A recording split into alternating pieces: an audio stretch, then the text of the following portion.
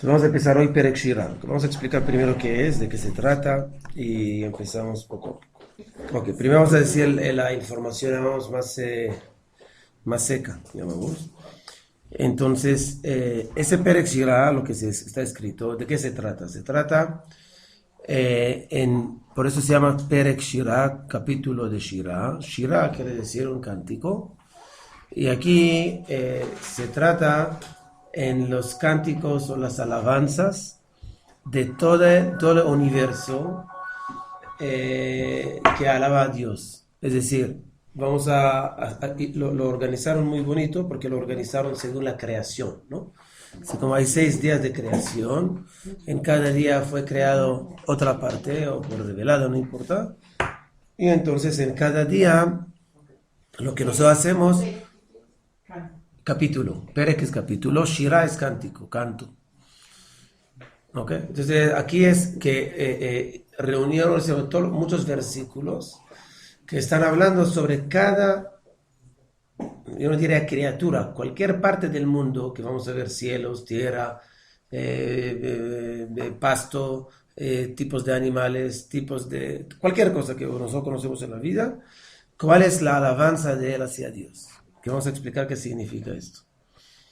Pero no sabemos exactamente quién escribió esto. Algunos lo dicen que David Amelech lo escribió. Algunos dicen que Shlomo, el hijo de él, lo escribió. Está en discusión, pero eso no cambia nada.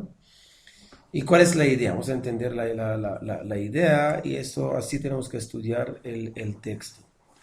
Verdaderamente el Perek Shira, si nosotros decimos que escribió o David o Shlomo, es decir, que ya tiene más de 3000 años. Pero yo creo que solamente últimamente que tomó mucha fuerza ese texto, que se llama Perek Shira, con los 10 años, que empezaron a tomar mucha importancia a ese texto. Y vamos a tratar de explicarlo, porque esa es la idea.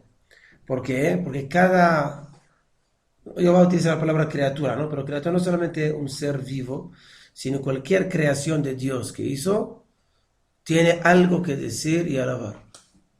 ¿Ok? Ahorita lo que hicieron aquí en ese Perek Shira, prácticamente a nivel, llamamos básico, y después vamos a profundizar un poquito, pero a nivel básico es que Jajamim entienden que cada cosa en el mundo tiene como alabar a Dios. ¿Qué significa alabar a Dios? Cada parte en el mundo tiene algo que decir, enseñarnos cómo resaltar un punto más en Dios. No sé si me expliqué bien. La idea es, hay una Mishnah, ¿ok? Hay una Mishnah en Pirkei Avot, hay una Mishnah en Pirkei Avot que dice, Al ti'ivaz lechol adam, ve'al ti'ir marhik lechol davar. Es decir, una persona no puede despreciar a ninguna persona en el mundo y no puede alejar cualquier objeto. Al nivel de persona podemos entender, cada persona puede aportar algo al mundo. Pero estamos hablando sobre objetos, es decir, que los cielos es bonito, pero ¿qué tiene que ver? Ahorita la hormiguita, ¿qué tiene que ver? Vamos a ver que por medio de esto, vamos a entender que cada cosa en el mundo, aparte que tiene un propósito, nos puede enseñar muchísimas cosas. Entonces, ¿cómo hizo el autor de ese texto? Lo que hizo, él agarró un objeto, que vamos a ver, por ejemplo, no sé, cielos, y agarró un versículo que representa los cielos, es decir, lo que los cielos nos enseña a nosotros. Sí, por ejemplo. ¿Ok? Y vamos a tratar de entender el versículo y qué relación tiene el versículo, aparte que se menciona la palabra, con el concepto, con el objeto, que en este caso, por ejemplo, cielos, tierra, etcétera, etcétera. ¿Me expliqué o revolví? Pero ¿Entendimos? también las cosas negativas, o sea, ¿no? Todo, Son Geinam negativas. también, sí. Geinam, por ejemplo, no tengan miedo. Geinam también el infierno, también tiene que enseñarnos algo. ¿Ok? Si cualquier cosa en el mundo, obviamente que no va a tocar todo, no va a hablar sobre el queso, ¿no? No va a decir queso nos enseña, no sé qué, ¿no? Pero va a hablar sobre creación natural, ¿no? Natural quiere decir que todavía no había ninguna modificación allá. Sí. Entonces, todo que Dios creó en el mundo vino a enseñarnos algo y a la enseñanza con respecto a Dios nosotros la llamamos alabanza. Porque Dios no necesita nuestra alabanza. La alabanza es para resaltar las virtudes de Dios. O el concepto, como ver el mundo, ¿no? Ese nivel llamamos que vamos a estudiarlo. Hay un nivel poquito más profundo.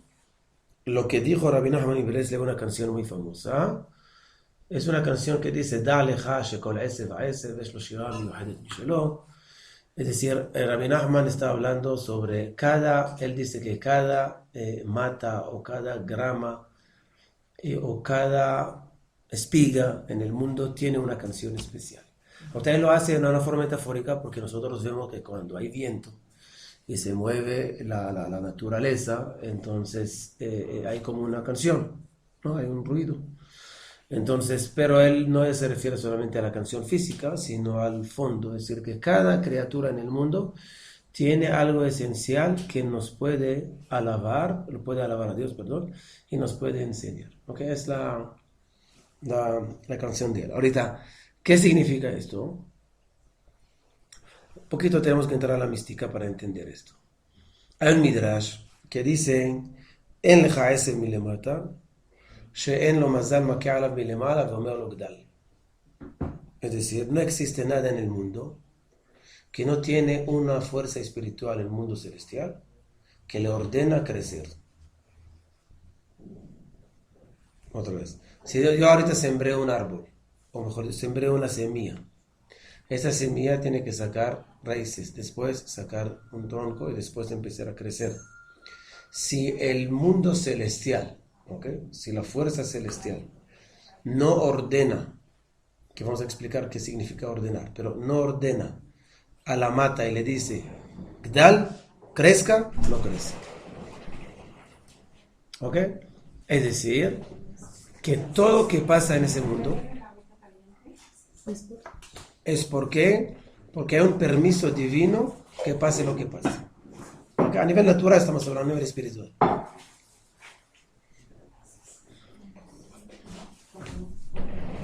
Gracias. ¿Entendimos? Es decir, si yo necesito que el agua siga corriendo en el río, hace falta que haya una orden permanente del mundo celestial diciendo al agua, corra. Si esta fuerza, llamamos espiritual, desaparece, no hay agua. Es decir, hay una relación y dependencia completa entre el mundo celestial y el mundo terrenal. Pero hay siempre pacto, ¿no? Siempre va incondicional. ¿no? Es incondicional, pero sí condicional. ¿Qué significa? El hombre interfiere, por ejemplo, y desvía un río, lo que sea. Separó la fuerza. No, Dios nos dio el permiso de hacerlo, pero si el ser humano daña la naturaleza, entonces sí allá no puede, como dijo Keren ahorita, que no puede dañar totalmente la naturaleza porque Dios no va a permitir esto, pero sí está haciendo algo negativo. Es una de las explicaciones que no se puede cruzar dos razas diferentes, lo que nos llamamos en hebreo kilayim o shahatnes. Por eso no se puede mezclar, por ejemplo, una burra con caballo para sacar una mula. No se puede cruzar, porque estamos cambiando la naturaleza. ¿Ah? Las frutas también. O por ejemplo lino y lana, o frutas, etcétera, etcétera. O sea que Los injertos. no Sí. se puede injertar. El injerto en sí, no, es kasher, Existe, ya puede comer. se puede comer. Pero el injerto hacerlo no se puede porque hay que entender lo que usted dijo ahorita. Hay una importancia a la naturaleza como es. Y cuando uno va a cambiar, obviamente que hay una mitzvah de inventar, de high-tech y inventar medicinas y todo eso, obviamente que sí. Pero hay un porcentaje pequeño que Dios nos exige mantenerlo originalmente. ¿Para qué? Para dos motivos. Un motivo es para decirnos que hay un Dios, hay un amo del mundo, y nosotros no somos los dueños del mundo. Y el segundo, si queremos entender, según lo que dice acá, según el Berech Shira, quiere decir que tenemos que entender que ese mundo terrenal está ligado y depende de un mundo celestial. Entonces necesitamos una orden de algo que ya existe en el mundo, ¿ok? Y este va a dar la orden al árbol de la manzana crecer. Si yo voy a sacar ahorita mañana una manzana pera, supuestamente entre comillas, no hay una fuerza espiritual allá, porque no fue creado.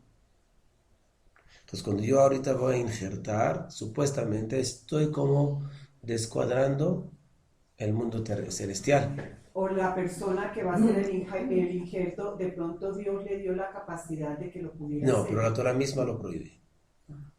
La capacidad hay, pero Dios dice hasta aquí.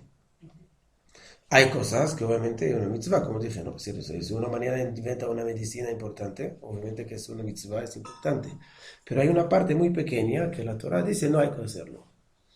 En la ropa, no mezclar entre animal ¿cómo se llama? Lana y lino, es decir, la lana es animal y el lino es mata, vamos a decir, vegetal. Entonces no mezclar entre los dos, Pero porque este son sí dos es mundos prohibido. diferentes. Pero Es este prohibido es hasta prohibido. sacar provecho, sí. Hasta que se acabe. Si uno va mañana a comprar una ropa en Zara, tiene que chequear que no está de lino y lana. O en otro lado, no solo en Zara. ¿Ok? Hoy en día es más fácil, porque hoy en día, aquí tenemos textileros, pero hoy en día es muy difícil conseguir lino, porque es muy caro, ¿verdad?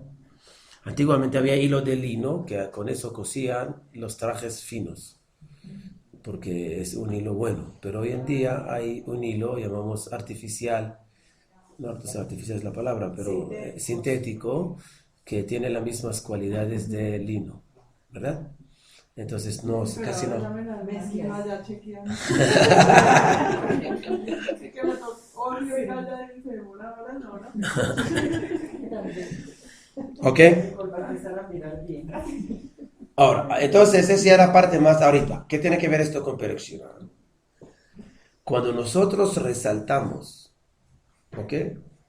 La alabanza, por ejemplo, de los cielos, y decimos ese versículo, lo que verdaderamente hacemos aparte de alabar a Dios, damos una fuerza a la fuerza espiritual de los cielos para que puedan mantener, alimentar y sostener los cielos. En otras palabras, lo que nosotros hacemos por medio de decir Perek-Shira, estamos sosteniendo el mundo. ¿Entendimos? ¿Esto cuándo se inicia? ¿En cualquier momento? Cualquier momento. ¿Tenemos la idea?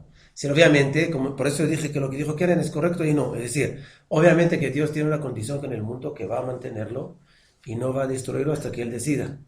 Si aunque mañana nadie va a decir nada, nadie va a decir ningún versículo, ningún salmo, el mundo se va a existir, no hay que hacer hasta que Dios decida que no.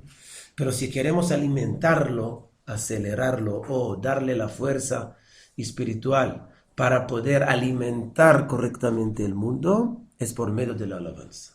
Es decir, el oxígeno, llamamos, a la fuerza espiritual para alimentar el mundo terrenal depende de nosotros. En este caso sería para mejorar, porque está tan mal todo que... Mejorar, sí, mejorar, sostener o, lamentablemente, si no lo decimos bien, dañar. Si le vamos a entender que es la falla principal, no solamente en esto, hay una falla hoy en día en el judaísmo general, y es que nosotros trabajamos en cantidad y no en calidad. Es hoy en día que lamentablemente la forma. Y ya la Mishnah dijo, Hamarbe ve'amameit ubilvad shechaven libo laviv shebashamayim. Es decir, lo que quiere Dios es calidad, no cantidad. Entonces, ¿qué pasa? Hoy en día uno dice, mira, yo tomé la decisión de terminar el Tehilim en una semana. Terminar Tehilim en una semana significa que todos los días tiene que leer más o menos 25 salmos. Leer 25 salmos toma más o menos una hora. Entonces, si yo no tengo la hora, entonces cuando lo leo entre la tefila y la otra tefila, entre cuando saca el Sefer Torah y cuando vuelve la Hazara, y cuando yo estoy en el trancón, cuando estoy en el taxi, cuando estoy allá, entonces lo leo. Y de todo esto tengo una hora. Pues la pregunta es, ¿qué sirvió esta hora? Ok, leíste los 25 salmos, y entonces preferiblemente que lea 2 salmos al día, pero entendiéndolos. Ahorita para 2 salmos solamente son 20 minutos, ok, no importa, pero yo necesito que haya, ¿por qué? Porque si yo entiendo que todo lo que yo digo, que lo repetimos muchas veces el concepto, ¿no? Es decir, si yo digo que todo lo que hacemos es solamente para pasar tarjeta, entonces obviamente que necesito el 25 salmos en vez de 2. Pero si yo entiendo que cuando yo lo leo los salmos, tengo que tomar un mensaje para mí. Es imposible leer 25 salmos en una hora y tomar una lección. Es muy difícil. Entonces estamos caneando, como dicen hoy en día.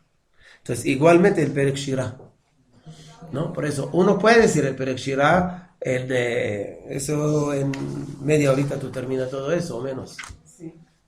Pero tú preguntas a alguien y el versículo, ¿por qué esto? Entonces no entiende lo que dijo. O sea, que es recíproco. Si nosotros no Alabamos, no recibimos. Supuestamente, sí. ¿Ok? No, acá hay una necesidad. Gracias. ¿Eso es cantado? ¿Ok? ¿Eso es cantado?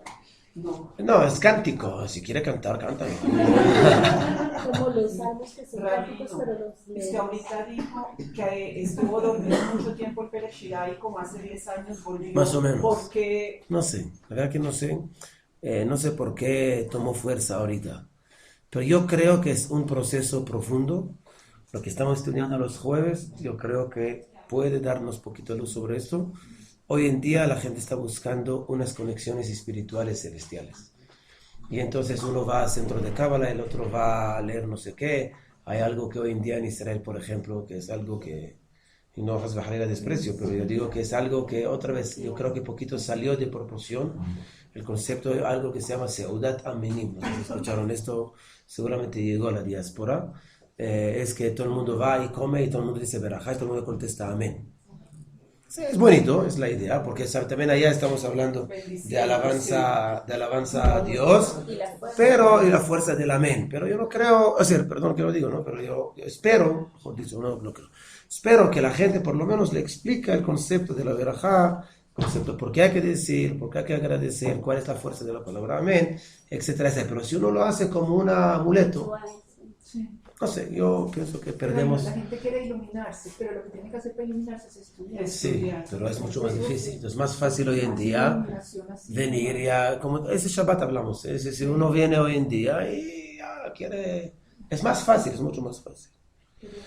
Pero no es correcto. Pero por ejemplo, Rabino, yo leo el Perek Shirah porque me explicaron pero me explicaron nomás que leerlo es muy profundo y es una conexión. Sí. pero yo estoy leyendo y yo no entiendo Nada, y la persona que te lo dijo tampoco lo entiende, tranquilo. Seguramente que tampoco va a entender. Sí, es igual como el concepto del mikve. Sí. El concepto del mikve, hay mucha gente que va al mikve, hombres y mujeres tienen que ir al mikve, y cuando uno viene a la mujer y dice, me tiene que ir al mikve, ¿por qué? Porque es purificación. ¿Y qué purificación es? Sí. Si es bonito decir purificación, ¿y qué? Es decir, ¿qué significa que se purifica por medio del mikve?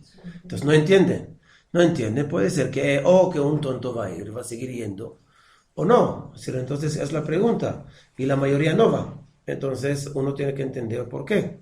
Entonces si uno explica, yo recuerdo que tenía una pareja en Caracas, unos amigos, que el muchacho, ellos no se casaron al final, pero el muchacho se acercó al judaísmo, estudiaba con nosotros, y la muchacha no quería nada con el judaísmo, no sé por tal motivo, no importa. Ya empezaron a hablar sobre boda. Pero el muchacho dijo que para mí es muy importante que mi esposa vaya al mikve. Y él habló con ella, dijo, no, yo no voy al mikve. Me llama la atención, me da asco. Entonces él me dijo si tú puedes explicarle. Ella muy intelectual, muy esto, lo otro. Okay. Yo dije, mire, no piensa que cuando yo lo voy a explicar, ella va a aceptar. Tiene que entender esto. ¿Por qué? Porque aquí, aparte, lamentablemente la persona que viene a escuchar unas explicaciones no siempre es una persona objetiva. Sí, muchas veces uno viene ya con una predecisión, digamos. Y ahora te dice, mire, habla. Muy bonito lo que dijiste, pero no voy. ¿Sí? No hay compromiso. Entonces le dije, no piensa que va a explicar y va. Pero por lo menos que entienda que el judaísmo no es agüero, dice. Agüero, es decir, entra al mikve, sale y se acabó. No, hay un significado profundo que uno tiene que entender. Y hay un significado bastante profundo que lo explicamos. ¿No? Bastante profundo y se puede entender. Si acepta o no acepta es otra cosa, ¿no? Pero por lo menos ella salió después de la reunión entendiendo que el mikve tiene sentido. Entonces para mí ya salí ganando. Si va al mikve o no va al mikve, y no sé, es decisión de ella más adelante. Pero por lo menos que entienda que no jugamos, no es un juego, solamente entrar, salir y ya. Y el problema es que hoy en día todo se cambió. Entonces una persona que ya es religiosa, llamamos practicante, va al mikve, ¿qué va a hacer? No tiene otra. Pero no aprovecha de la mitzvah. Entonces, de así hay de 95% de los mitzvot. más o menos. Entonces, por eso, cuando estudiamos Perek Shira, no digo que deja leerlo, siga leyéndolo, pero espero que después, no Ya sé voy a cuánto entender tiempo, por lo menos lo que sí, está entonces diciendo. cuando va a Pero pasar, también tiene significado si ella lee y no entiende, también tiene fuerza, ¿no? sí, pero no sé, sí, seguramente a nivel espiritual, ¿no? Sí, pero no digo que está perdiendo el tiempo, ¿no? Pero yo digo que lo 90% tú lo pierdes, Sí. no tú, nosotros Sí. perdemos, ¿por qué? Porque no entendemos. Entiende uno lo que está Igualmente la tefilá, ¿no? Es igual. Cualquier cosa que hacemos en el judaísmo. Es el problema que pasa hoy en día. Entonces hoy en día estamos trabajando más en cantidad. Hay que hacer más esto, pero no trabajamos en la calidad. Y entonces hay falta de entendimiento en el judaísmo. Entonces vamos a tratar de entender el concepto de Perek Shira. Entonces, como dijimos, el Perek Shira, nosotros lo que hacemos, vamos a citar, así va a ser el trabajo, ¿no? Si todo está dividido en 6 días, cada día está hablando sobre un día de la creación, generalmente relacionado a lo que fue creado en ese día. Aunque, por ejemplo, el primer día fue creado Shamayim Va'aretz, ¿no? Cielos y tierra. Entonces vamos a hablar de eso hoy, cielos y tierra y todas las cosas que están relacionadas a cielos y tierra, ¿no? Y aparte, después el segundo día, etcétera, etcétera. Y cuando uno ve los elementos que hay, y va a ver los versículos que Jajamim, David Amelech o Shlomo, otro Jajam, no importa, escogió para resaltar lo que es este objeto, sea Shamayim. Vamos a empezar y usted va a decirme cómo. Entonces, vamos a empezar de la columna de la izquierda, donde está escrito Perek Rishon Shamayim, ¿no? A la izquierda. Columna de la izquierda, Shamayim. Entonces, él trae un versículo, Shamayim Omrim, ¿cuál es la alabanza de los cielos a Dios? Hashamayim mesaperim kevod el, umaase yadav magid harakia. ¿Ok? Entonces, aquí estamos a un versículo, lo decimos todos los Shabbat, es el primer salmo de Shabbat, vamos a traducir, los cielos relatan el honor de Dios, Umaasei Yadav, y las acciones del ser de Dios, es decir, las acciones que es lo que hace Dios, Magid Arakia, nos dice también otra palabra al cielo. Entonces vamos a entender primero la diferencia entre Shamayim y Rakia, y después vamos a entender el versículo, lo que nos dice Shamayim, ¿no? Entonces vamos a entender el versículo. Shamayim viene de la palabra Sham-Maim. ¿Qué significa? Shamayim viene de una división que Dios hizo entre el agua terrenal y agua celestial, ¿no? Y por eso la palabra Shamayim se divide en dos palabras, Sham-Maim. Allá hay agua, en los cielos, ¿no? La palabra Rakia, sabemos que los cielos prácticamente tienen 7 niveles, ¿no? Si nosotros creemos, allá hay agua, agua en los Maim. cielos. Ahorita, Rakia, nosotros sabemos que a nivel espiritual del mundo está dividido en 7 niveles, ¿no? Así, según la traducción, esta es la tradición judía, es que hay Sheva Rekiim, como se dice, ¿no? Sheva Rekiim quiere decir que hay 7 niveles celestiales hasta que llegamos a Dios, ¿ok? Ahora, ¿qué significa esto? Entonces, vamos a explicarlo un poquito, ¿no? No entremos ahorita a la profundidad, pero explicamos un poquito. Sabemos que cuando nosotros estamos hablando sobre el mundo celestial, seguramente escucharon sobre el concepto. Okay, esto es un texto que obligatoriamente tenemos que entrar un poquito a la mística, pero poquito, no vamos a, yo tampoco manejo esto. Cualquier mundo que nosotros hablamos tiene lo que seguramente escucharon, como se llama Shevas, que tenemos Asara Sefirot, es decir, siempre hay 10, llamamos manifestaciones de Dios en el mundo, es los Sefirot, ¿okay? Es decir, Dios se manifiesta en 10 formas en el mundo.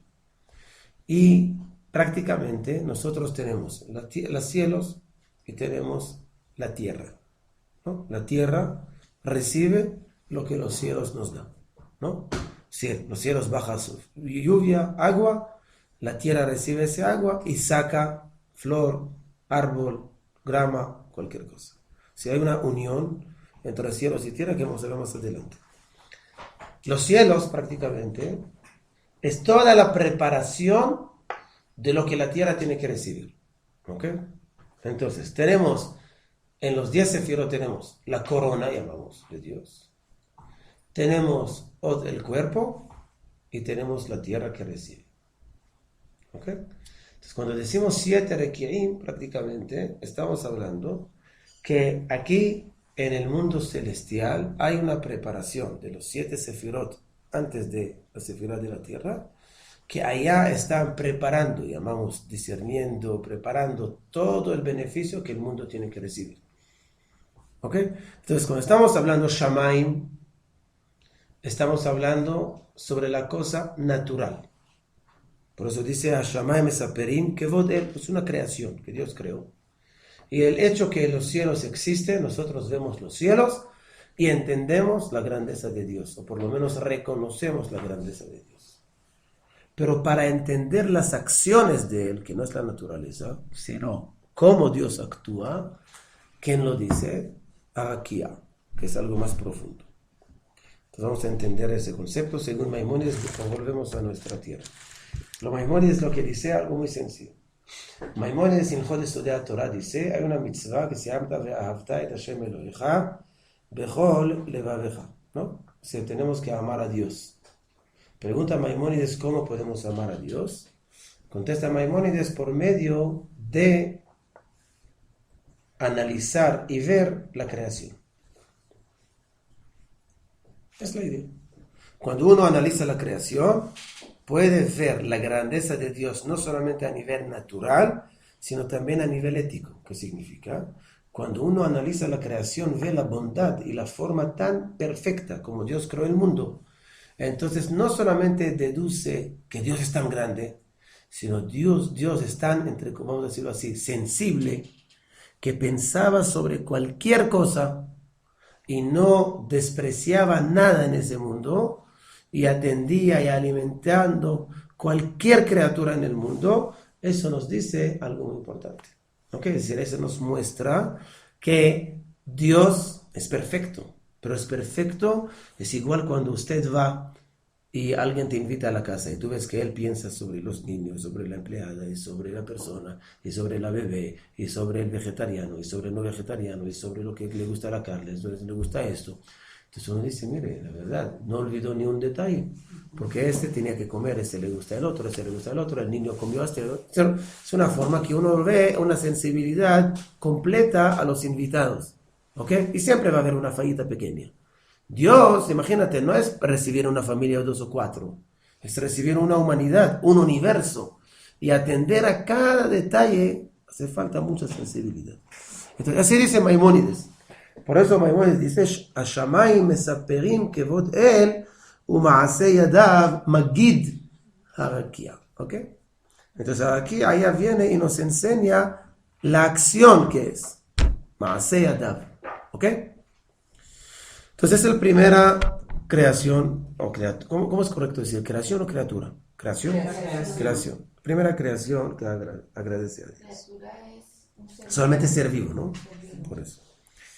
Ok. El segundo, Eretz, la tierra. Lo dice la tierra, Eretz omeret, l'Adonai haaretz umloa, tevel ויושבי בה, ואומר, מכנף הארץ, זה נראות שמענו, צבי לצדיק. Entonces vamos a entender, aquí trae 2 versículos, no uno, pero trae 2 versículos que supuestamente contradicen, ¿no? Perdón que tenemos que estudiarlo un poquito lento, ¿eh? Pero es la única forma de entenderlo bien. Entonces, la tierra dice así, trae un versículo de Tehilim, es Tehilim 24. Entonces, ¿qué dice el Adonai? Haaretz umloa tevel veyoshveva, ki hu al yamim mesada ve'al na'arot echonenea. Es salmo famoso, que lo decimos los domingos. Y entonces ahí dice el Adonai a Dios, Haaretz umloa. Si la tierra pertenece a Dios. ¿No? Es el primer versículo. Es decir, la tierra viene y reconoce o da testimonio que ella pertenece a Dios. ¿Por qué los cielos no? Porque supuestamente los cielos ya están en el espacio de Dios. Supuestamente Dios está arriba, ¿no? Entonces ya los cielos están ahí, entonces no hace falta decir yo estoy, ya está ahí.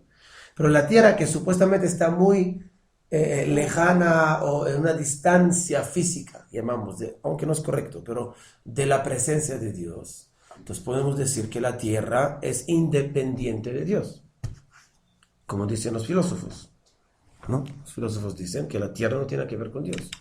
Entonces, lo que dice acá, la Adonai, haaretz umloa tevel veyoshveva, es decir, la tierra y todos los habitantes de la tierra pertenecen a Dios. Si el amo del mundo, en otras palabras, es Dios.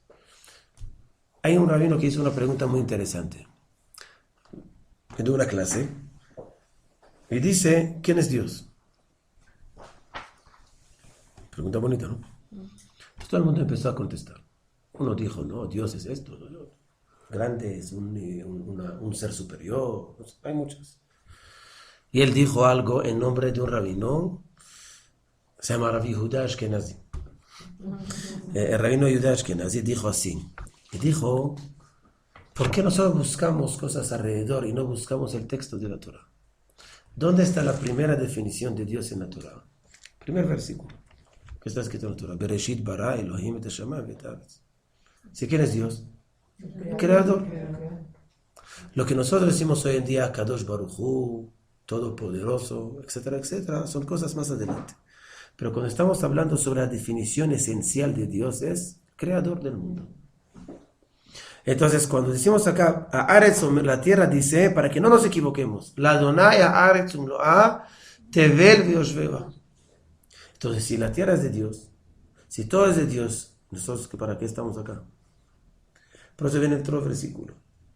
El otro versículo de Isaías dice, Veomer, Mikenaf haaretz zemirot shamanu, tzevi la tzadik.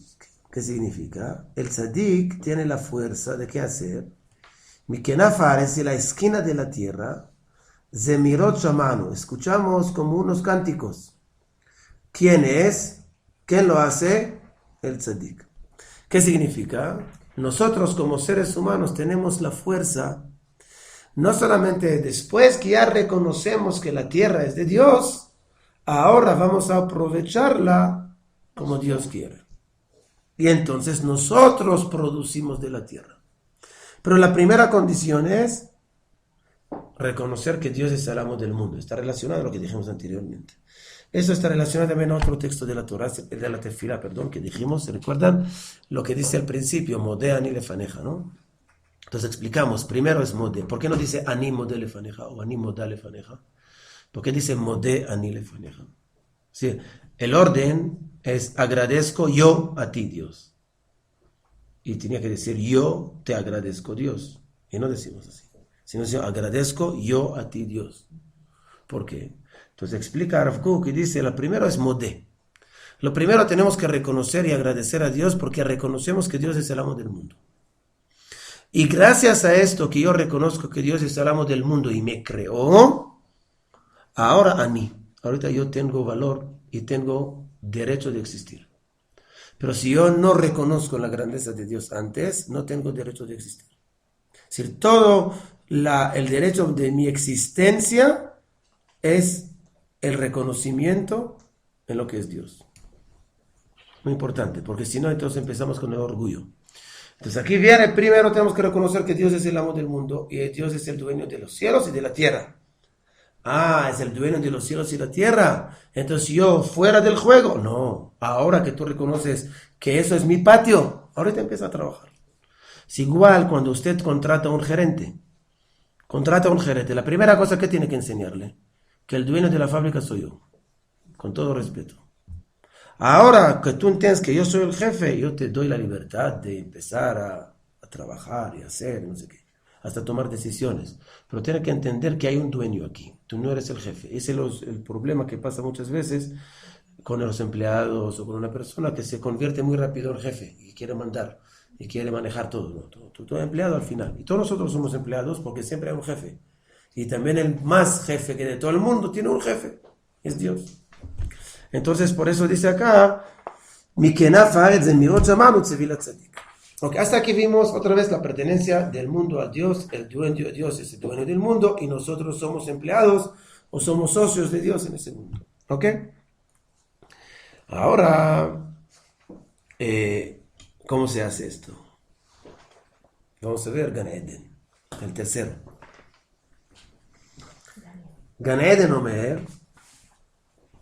אורי צפון ובואי תימן, הפיח גני יזלו ושמה, יבוא דודי לגנו ויאכל פרי מגדיו. Vamos a explicar, vamos a traducir primero. ¿Gan Eden es paraíso? Sí, no, perdón, no traduje. Gan Eden, paraíso, sí. Pero porque salta o sea, del cielo se va a la tierra y vuelve. Porque el primero es, si usted da cuenta, él empieza según el orden como fue revelado en el mundo.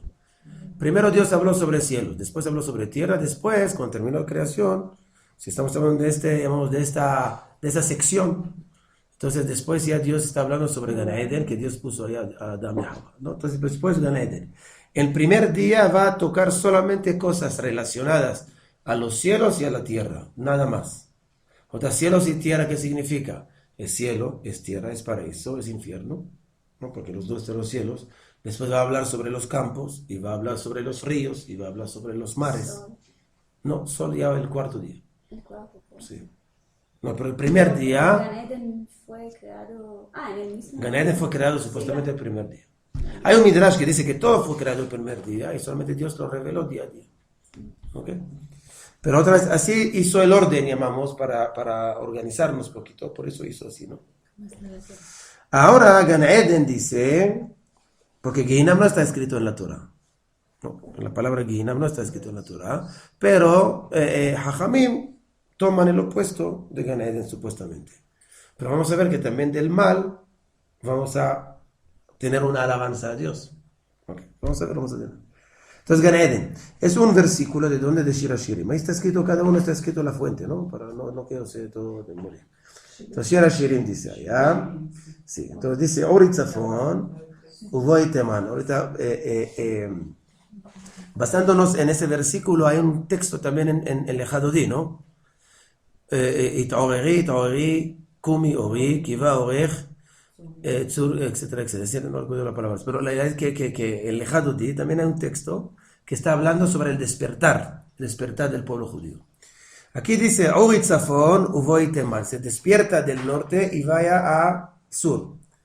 Afihi Gani, es decir, Afihi, la palabra leafiah en hebreo es cuando uno saca gas, olor, que es un mal olor, pero se llama leafiah en hebreo. Pero cuando yo quiero sacar un buen olor, también se llama leafiah, olor. Leafiah es decir, sacar un olor. ¿Ok? Entonces cuando dice Afihi Gani, quiere decir, saca el buen olor de mi jardín. Izelu, jardín es Gani, ¿no? Mi jardín.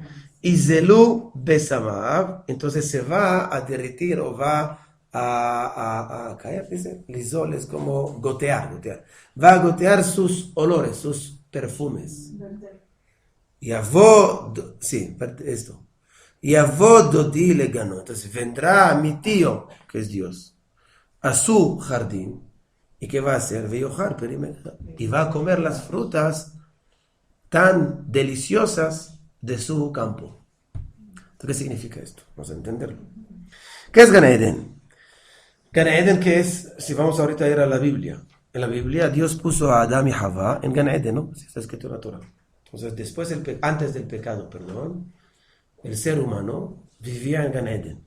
Gan Eden él era el lugar ideal de que el ser humano puede realizar su potencial, y como dijimos muchas veces, el ser humano no tenía que morir, sino el ser humano tenía que aprovechar su cuerpo para poder iluminar su parte interna.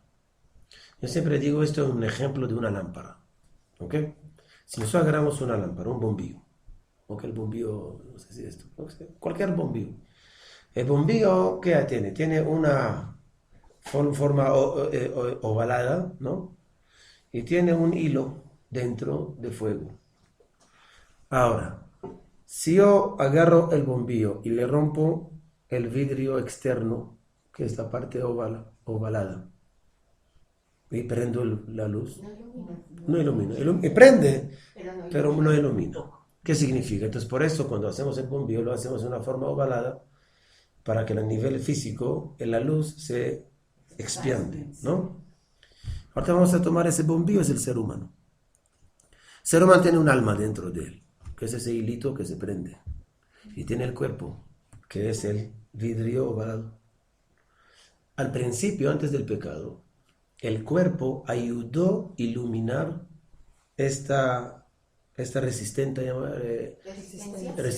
que hay dentro y para expandir la luz que tiene internamente. Es el ser humano, es el cuerpo humano prácticamente antes. Después del pecado se quedó este vidrio, llamamos ovalado, pero está muy sucio. Entonces el trabajo para expandir esa luz es mucho más difícil, pero sí existe dentro.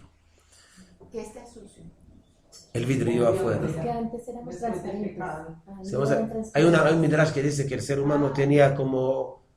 Eso lo expliqué una vez, ¿no? Sí, uñas. Voy a explicar otra vez. La pero mala. es bonito para saberlo. Sabemos que dice el midrash que el ser humano estaba cubierto como avatar. ¿Vieron un avatar una vez? Claro. Entonces, como tenía uñas, todo el cuerpo. La mejor película. Como ¿Ok? escamas. Yo no la vi, pero La entonces... semana pasada y la segunda mejor. Entonces tiene todo el cuerpo, estaba como cubierto de uña, ¿no? Es decir, que estaba brillante. ¿Qué significa? No sé si fue Dios creó así o no creó así, eso no importa. Pero la idea es que el ser humano tenía la capacidad de iluminar su parte interna hacia afuera. Porque el cuerpo no generó ningún conflicto. Después del pecado, se desapareció todo eso y se quedó solamente las uñas de acá. Por eso las uñas generan una impureza. Porque las uñas nos recuerdan el estatus nuestro antes del pecado. Es el mejor Así que lo único que quedó fue las uñas. todo el cuerpo estaba de uña, después Dios quitó toda la uña y dejó solamente esta y de los pies. Por eso Todo era transparente. Todo era transparente. Ahorita lo que hacemos, pues el Shabbat, cuando hacemos la verajá y vemos entre los dos, la explicación halajika, porque son dos partes en el cuerpo que podemos diferenciar entre donde hay uña, donde no hay uña. Pero a nivel espiritual quiere decir que en viernes por la noche, como en Shabbat, estábamos en estatus del Gan Eden, antes del pecado. Después, en Motzei Shabbat, ya salimos del Gan Eden. Entonces, otra vez para recordarnos qué nos causó de no tener las uñas todavía. Entonces, el pecado. Entonces, es como una preparación durante la semana. Por eso las uñas representan impureza. O sea, la uña es lo único transparente, digamos. En el cuerpo, Pero porque tiene tenemos... que ser al revés, ¿Qué significa? que tiene que ser la pureza, porque esta es la única cosa que nos quedó. Sí, pero nos recuerda el pecado. Nos recuerda los pecados. Por eso, y la impureza representa el pecado. Lo explicamos. Por eso cuando se cortan tienen que Que, enterrarse. exactamente. Por eso lo que lo votamos, para no dejar ninguna fuerza a la impureza. Se botan los... Se vota la poseta. ¿Cómo se llama? La ¿Poseta? taza, ¿Poseta dice aquí? ¿Poseta o en el baño? la Bueno. taza, En el baño. Ah, no se Inodoro. pone en una caneca. No. Es mejor en agua. Ay, no, Inodoro. En el baño. O se entierran en la tierra. Sí, pero sea... Más difícil. Pero es una mala idea. No, algunos que lo queman, pero no hace falta. El baño es suficiente. Rabbi, y de pronto por eso se inspiraron los de la teoría de la evolución, que los seres venimos del agua, porque éramos antes Puede ser. estaba cubierto de... Puede ser, porque hay que saber que la información mística, aunque fue revelada solamente en siglo II y posteriormente en siglo XI, pero en todo modo, siglo XIII, perdón, Sí. en todo modo, esa información existía en el mundo. Sí. Y hay muchas cosas que nosotros vemos en el mundo que están basadas en una información judía. El problema es que no saben interpretarla. Entonces lo toman literalmente como muchos judíos nosotros. Si nosotros también muchas veces tomamos el texto literalmente. Y entonces entendemos las cosas de una forma bastante, yo diría, bastante equivocada, pero no solamente que genera también una como burla de la parte de los demás, ¿no? Entonces, pero sí, creo que... Sí. Entonces vamos a ver, entonces Gan Eden, ese es el versículo, ¿no? Entonces, ¿qué significa? El Gan Eden nos dice que nosotros tenemos el trabajo nuestro, después que ya reconocemos que Dios es el amo de los cielos y la tierra, nuestro trabajo es sacar el olor, llamamos el buen olor, que hay dentro del mundo. ¿Cómo? Las acciones. Es decir, cuando uno está actuando de una forma correcta prácticamente justifica la creación de Dios. Hay una Gemara muy famosa, es fuerte, pero es una El Gemara. buen olor que es. El buen olor quiere decir, O sea, en la práctica, ¿qué es? el buen olor es decir, va a darlo de la Torah. Vamos a decir la Torah y después voy a explicarlo. Dios, después que mandó el diluvio, entonces Noah salió de la teva. ¿Y qué hizo la primera cosa? Sacrificio. ¿Qué está escrito? Está escrito, Dios dijo así: Vayarah Adonai et reach hanihoah. Dios olió el olor tan bueno del sacrificio de la parrilla. ¿Ok? Y entonces dijo Dios, lo sifaot, cuando Noah salió de la arca. Y entonces Dios dijo, no voy a maldecir más esa tierra y ese hombre. ¿Por qué? Porque el ser humano ya tiene una inclinación de una tentación negativa. Así dice la Torah. Entonces uno dice, ¿qué significa que Dios olió el olor del sacrificio? ¿Que acaso Dios le gusta la parrilla? Si la idea es que Dios olió. ¿Qué significa oler? Si yo ahorita te doy un perfume. El perfume puede tener un empaque bonito, puede ser un empaque feo, como tú quieras. Pero cuando tú sabes verdaderamente la esencia, el valor de ese perfume, cuando lo hueles. Es decir, es algo que no podemos ver, palpar, no podemos tocar, solamente en el sentido de olfato. Pero hasta que no llegamos al olfato, lo que descubre es la esencia que hay que no se ve.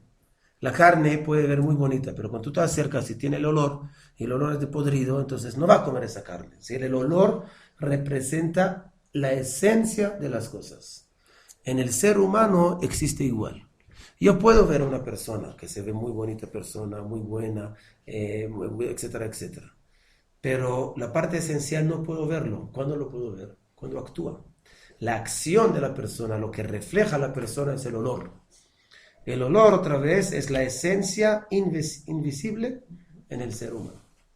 Entonces, cuando Dios dijo, Vayarah Adonai et reach hanihoah, Dios vio el potencial que hay en el ser humano.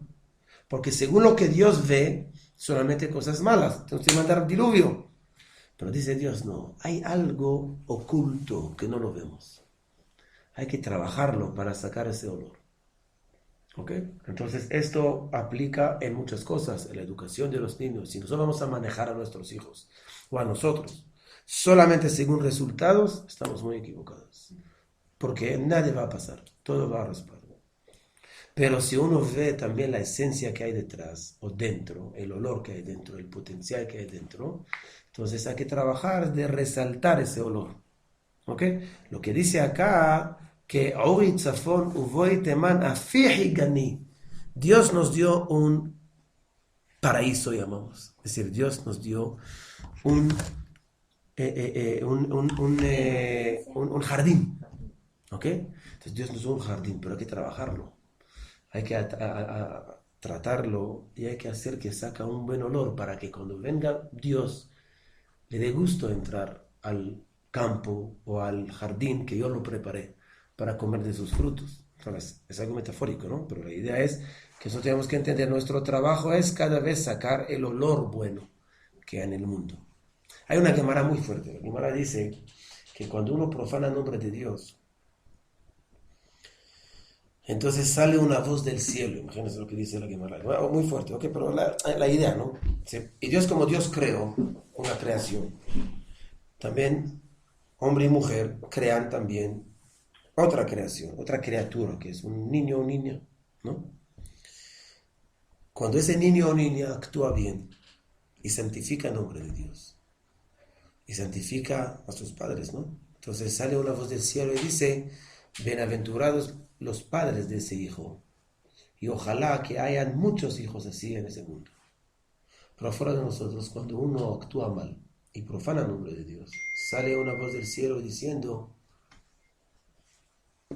qué lástima que esas personas existen en ese mundo y parieron a esa persona, lástima que no abortó en el momento que lo parió. Muy fuerte. Pero Rabino, ¿Pero qué quiere decir? Eso, sí puede haber la posibilidad ¿Ya? de que el niño, o sea, la persona cambie. Seguro. Puede Pero que el normal, pero sí, el problema es que hay un solo pecado que es casi imposible corregir, que es profanar el nombre de Dios. Se dice Maimónides, por lo menos, si a nivel de halajá a nivel de Ilhot Teshuvah, dice Maimónides, que el único pecado que uno no puede corregir en ese mundo es solamente profanar el nombre de Dios. Si uno puede hacer lo que quiera, puede hacer Teshuvah. En cambio, cuando profana el nombre de Dios, y no importa si tiene razón o no tiene razón, si él causó profanar el nombre de Dios, ya prácticamente no tiene cómo corregir ese. Rabino, pero por ejemplo hay gente que lejos de todo le pasa algo muy grave y reniega de Dios, ¿ahí lo está profanando? No. Porque ¿qué significa profanar el nombre de Dios? Profanar el nombre de Dios es cuando yo supuestamente represento a Dios. Entonces, nosotros como judíos delante de los gentiles representamos a Dios. No importa nuestro nivel ético, práctico. Si hacemos algo negativo que el gentil dice, mire ese judío, profanamos el nombre de Dios. Entre los judíos, un laico, llamamos, una persona que no cumple nada, entonces uno va a decir, mire, no lo hizo porque, pero no lo hizo en nombre de la religión. Pero cuando una persona es, llamamos como ya practicante, entonces en ese caso hay problema, porque esa persona profanó el nombre de Dios. Entonces, ¿por qué? Porque relacionan directamente su acción con su religión. Entonces, lo que hace... Siempre. Muy fácil. Sí, porque es que nunca dicen tal persona, sino los judíos. O no, de origen judío. Cuando dicen los judíos no hay que hacer, pero no va a decir los judíos si no vieron una actitud de una persona, yo creo. Generalmente. Hay gente que también hay odio gratuito. ¿Ah? Seguro, pero si imagínate que yo ahorita tú estás manejando, ¿ok? Y ahorita viene uno, aunque no, y él quiere ahorita tomar a la izquierda, pero él tiene miedo de entrar a la carrera. Entonces tú estás detrás de él y empiezas a pitar, ya, dale, porque estoy apurado. Entonces si te ve y te relaciona con la religión, automáticamente va a decir esos judíos. Cuando va al mercado hay que cuidarse mucho. Pero porque siempre lo van a relacionar. Hay personas, como usted dice, que odian por odiar. Entonces, esa gente no tengo problema con ellos. El problema es cuando yo causo odio en alguien. Como dicen aquí, dar papaya, ¿no? Sí, salió una noticia en el periódico y dicen de origen judío. Sí. Siempre nos van a buscar, nada que hacer. Pero no podemos dar nosotros el lujo para que nos busquen. Ahorita hay momentos que ellos lo hacen solamente por odio. Usted tiene toda razón. No siempre tenemos que sentir culpables. Pero digo, solamente a nivel individual, tenemos que cuidarnos para no equivocar en esto. ¿Ok? Ok, entonces estamos en Gan Eden, ¿no? Si quieren paramos acá, pero es poquito lento, pero no importa, ¿no? Sí, pero vamos bien. Ok, entonces estamos en Gan Eden, tenemos en Gan Eden, pero no tenemos en Guinea, tenemos en Gan Eden.